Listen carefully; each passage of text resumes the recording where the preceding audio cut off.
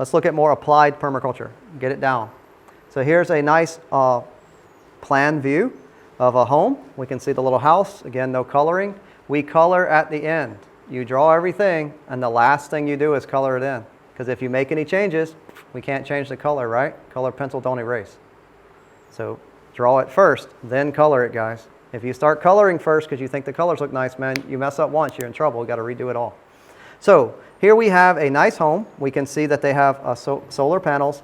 We can see the water running off the roof. So what this drawing is interpreting is the water flow. So this is a base map, and I'm seeing water flow. The water flow and direction from the roof. Okay? Very simple.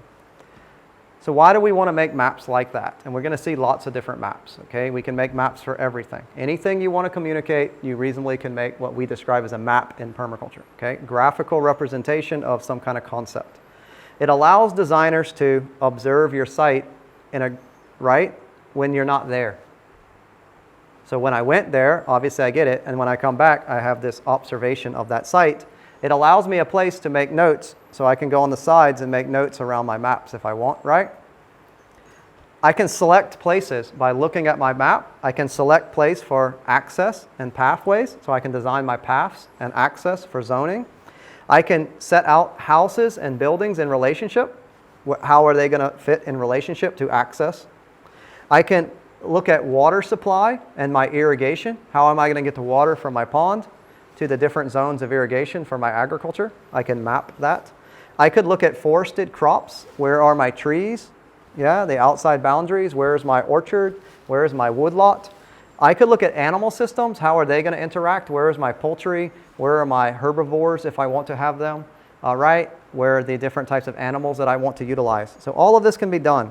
First step, find a place that you want to draw, okay, or design from. Look for no more than 5 acres, my recommendation. If you don't have a place right now that you know, like I'm not doing my parents' house, I don't have my own farm, so I just need a place. Think of a place you might want to live someday. Go on Google Earth, go to a website that says land for sale, or put that location, farm for sale. Boom, a small farm, traditional, maybe old school farm pops up. Fits within your budget in the location you may want to live someday. Okay, cool. Google Earth snapshot that sucker. So this brings us to schematic design, roughing it, sketching it, not trying to use rulers and all this crazy stuff. If you start that at the beginning, you're going to make mistakes. It's going to take too much time. Get it roughed out, get everything in the right proportions, then do it. So the main purpose of schematic design is to work out the site's rough layout, focusing on the relationships among major site features. What's some of my major features first, not sub-features. The sala in relationship to the yoga sala is major features. Yeah?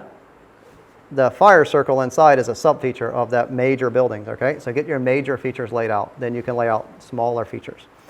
Elements that you're going to use, functions, vegetation and architecture, what plants you may want to use, and successional development, meaning things can change over time. At year 1 to 3, this is listed as the dorm. At year 3 to 6, this is listed as the classroom. And year 6 to whatever, it might be different because I may build a bigger classroom or a smaller classroom so that I can make this into a more functional space. These are things that can change over time. How is it going to change? You're outlining that. So why do we do maps? Why don't we just go outside and decide what we want to do right now, and that's a waste of time, and why do we do this stuff? Well, we discover relationships and patterns, and that eases the placement of elements. So once we start to place the things, we start to notice patterns, and that makes adding a new element easier. So each time we add an element, we can move things around. We can store observations, energy, and ease of communication. Our elements are energy. Where we put the energy on our plan relates to the energy output, and it communicates this to other people. So this is why we would do this, guys. Very, very macro level. Why am I going to take the time as an engineer to do this? Why don't I just have the experience to walk outside and make a decision? Why do I take the time to walk in my office and sit down and work on my plan? so I don't make mistakes and I can communicate it with everybody. That's called transparency. And if you really want to live in a community, you need transparency. People need to feel comfortable with what's going on, right? The more comfortable they are with understanding the mission or the future, the more inclined they are to help with that. People don't like helping on things they don't feel included in. So the more inclusive that you have or transparent in your outlook, right, by telling this is what I'm doing, people are more inclined to help you. It's very simple. So base maps. You can make base maps to capture many different elements or aspects of your landscape and your design, from vegetation, soils, water, buildings, everything. After, you can make maps to scale. Okay, guys? But first, make rough maps. Sketch it out. Types of maps, you could do overlays from a more topography. You could do constraints. That's the boundaries.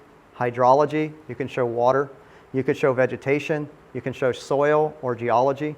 You could show the slopes. You can show demographic locations. Maybe this is where different segments of the population live. So this is a black area, and this is a white area, and we may want to demonstrate that with a map to show that it's segregated. For instance, especially maybe school systems, we can see how, hey, this isn't right, that's not fair. Historical, like this is the Indian settlement versus this, or archaeological, like a dig, might want to do this. Or weather patterns, we could see different weather patterns that could be outlined on maps. So, tools that can help you do maps. First step, Google. But sometimes the issue is, I go to Google Earth, man, I fly over my house and there's a big cloud. What to do, Bo? There's other things in the world besides Google. So, you can use GIS, which is called Geographic Information Systems. Sometimes they're available for your region. You could use GPS, Global Positioning Systems, which is latitude, longitude, and altitude. You can find those on Google. But those are really nice for more consulting concept, but online free tools. Terra Server is like Google Earth, but from Microsoft.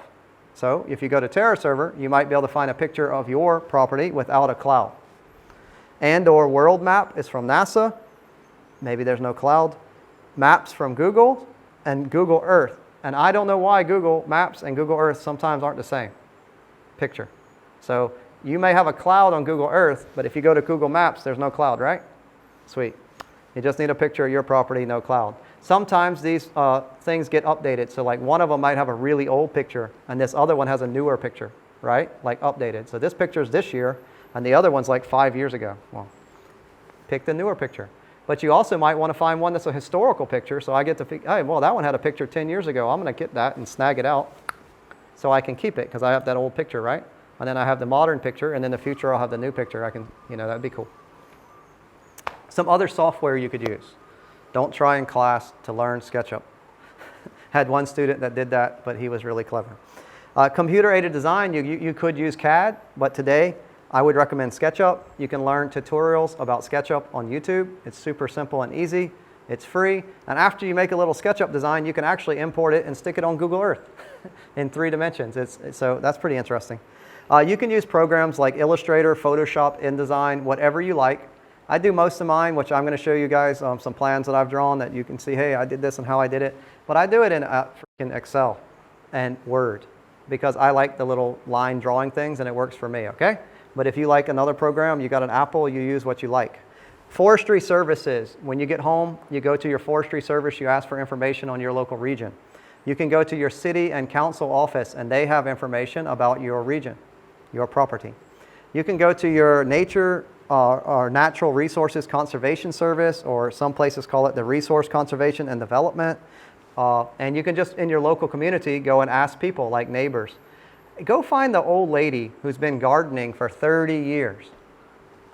Yeah? And go buy her a coffee or something or say, man, I'll help you make compost or whatever you need. How do you garden? What do you do? And she's going to tell you all the secrets for that area, and she'll probably save seeds with you. And so get to know the old people. They know what's going on. Base maps. So now we've got through there. How do we start? I want to draw a base map, right? I got my paper. I don't know what to start. How to start? Well, north. What direction is your house facing? Draw your north arrow so I know which direction I'm facing. So put your arrow.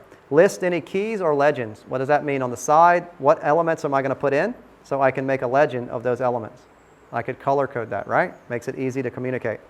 And I can put a scale on my final drawing. So like 1 inch equals 100 meters, or 10 millimeter, 1 millimeter is 1 meter. That's my scale. Okay, cool. So scale can be, in permaculture, it doesn't matter. It can be architectural, engineering, tolerance, or just whatever you like. It's not overly important for this design exercise. If you're really going to lay things out later, it's important, and we'll do that on I'm going to show you how to use the site level and do scale in more physical means, how I actually lay it out outside. And then how do we do overlays? So we're going to look at that a little bit. And you could also do triangulation to find slope. But luckily enough, most of the time when you go to Google now, they have the contour lines over Google. So you might not on your property have to actually do your own contour lines. It's already done for you.